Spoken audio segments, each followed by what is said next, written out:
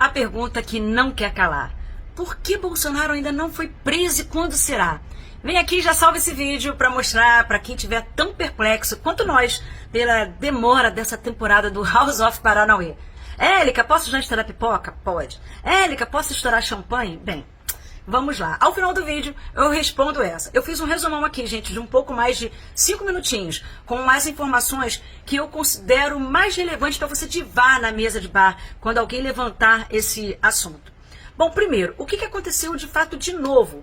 Aconteceu que a Polícia Federal indiciou Bolsonaro, seu ex-ministro de Defesa, o general Braga Neto, e seu ex-ajudante de ordens, o ex-tenente-coronel Mauro Cid, por tentativa de golpe de Estado. Ao todo são 37 indiciados pelos investigadores no inquérito aberto pelo Supremo Tribunal Federal, STF, e relatado pelo ministro Alexandre de Moraes.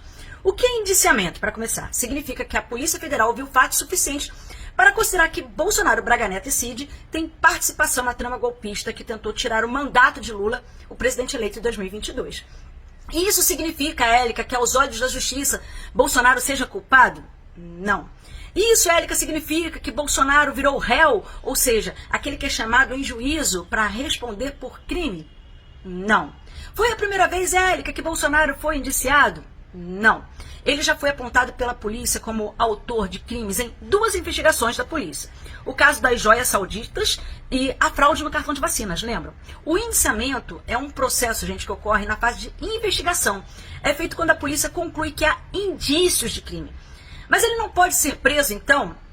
Mesmo sem julgamento, ele pode, se a pessoa que for indiciada esteja atrapalhando as investigações ou se preparando para fugir do país. No caso de Bolsonaro, especificamente, gente, para ele ir à posse de Trump, por exemplo, tem que ter a liberação do seu passaporte para a viagem, porque o documento está retido desde fevereiro, por motivo de tentativa de golpe.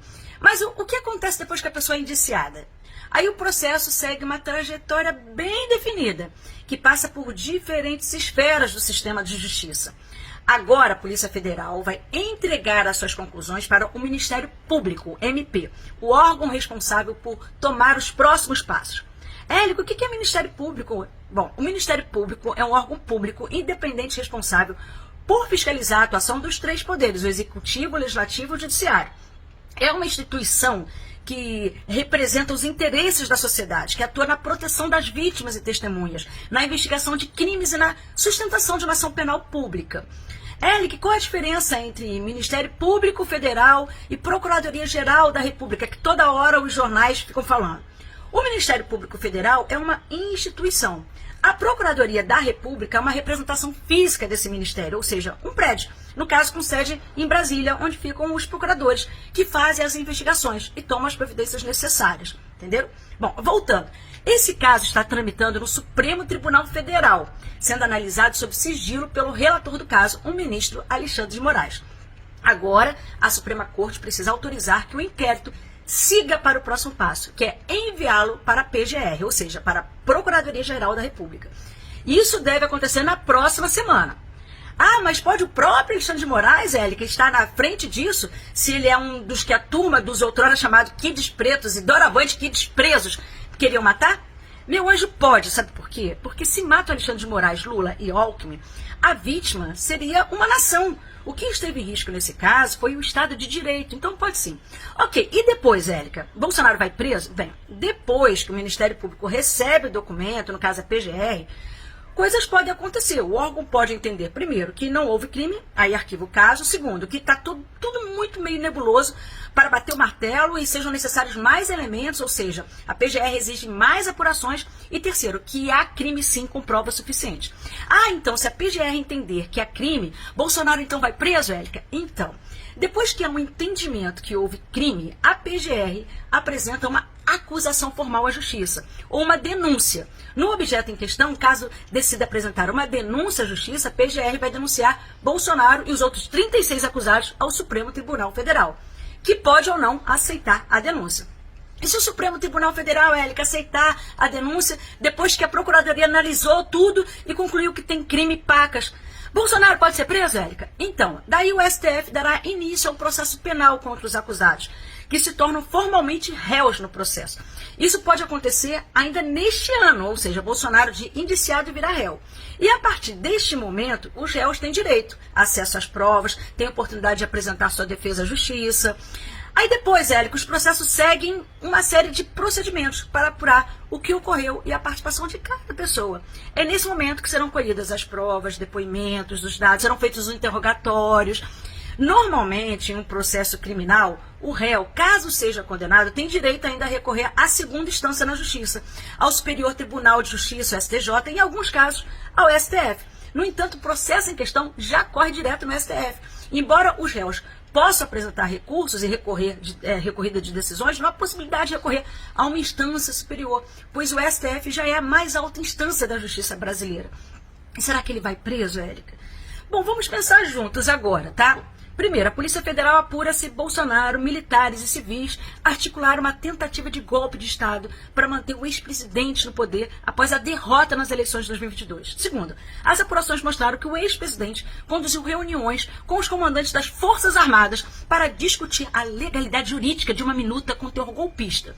O então comandante da Marinha teria colocado homens à disposição de Bolsonaro para a ação antidemocrática. E terceiro, por último, né?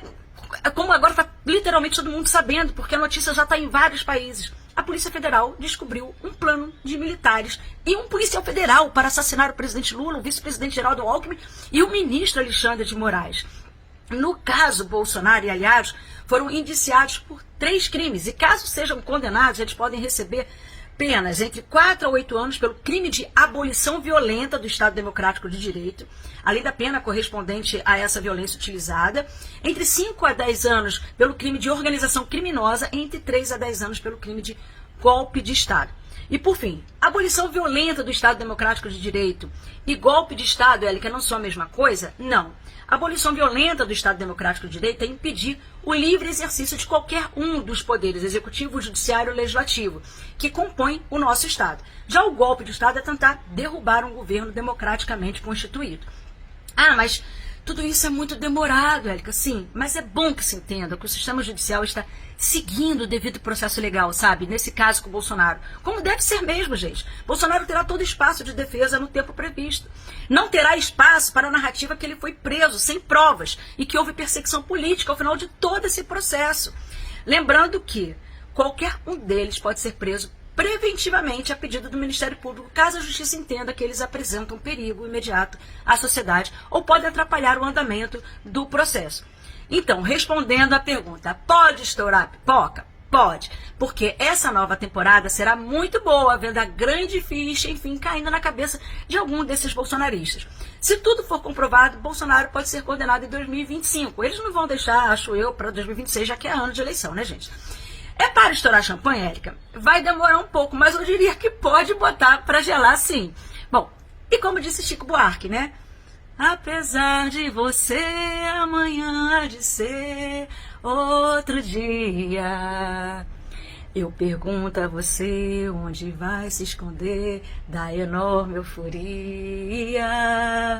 Como vai proibir quando o galo insistir em cantar? Água nova brotando e a gente se amando sem parar.